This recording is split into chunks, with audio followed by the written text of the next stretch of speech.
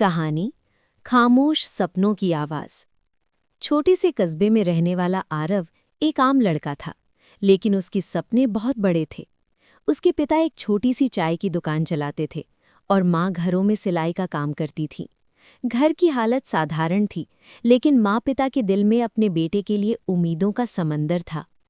आरव बचपन से ही किताबों का शौकीन था। जब बाकी बच्चे खेलते, वो लाइब्रेरी के कोने में बैठकर सपनों की दुनिया में खो जाता। उसका सपना था एक दिन बड़ा लेखक बनना, लेकिन कस्बे में लोग अक्सर कहते, किताबों से पेट नहीं भरता बेटा। समय बीतता गया। 10वीं के बाद हालात और कठिन हो गए।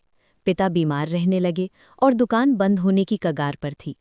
ऐसे में आरव ने पढ़ाई के साथ साथ एक प्रिंटिंग प्रेस में काम शुरू कर दिया।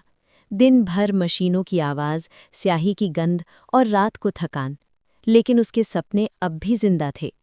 हर रात थके हुए हाथों से वो एक पुरानी डायरी में कहानियां लिखता। कभी आंसू गिरते, कभी मुस्कान। उसे लगता था जैसे उसकी कलम ही उसकी सबसे अच्छी दोस्त हो। एक दिन प्रेस में एक प्रसिद्ध प्रकाशक का काम छपने आया। गलती से आरव की डायरी वहीं रह गई। अगले दिन जब वो ढूंढने पहुंचा तो मालिक ने उसे बुलाया। आरव डर गया, उसे लगा डांट पड़ेगी, लेकिन सामने बैठे व्यक्ति ने कहा, ये कहानियां तुमने लिखी हैं? आरव ने धीमे से हाँ कहा। वो आदमी मुस्कराया, तुम्हारे शब्दों में सच्चाई है।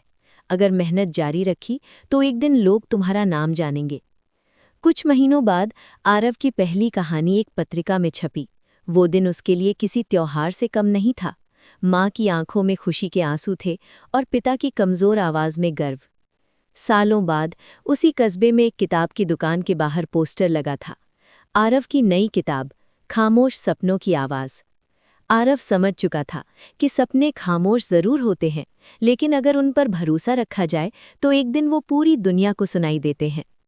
सीख: हालात चाहे जैसे भी हों, अगर इंसान अपने सपनों पर मेहनत और धैर्य के साथ चलता रहे तो मंजिल जरूर मिलती है।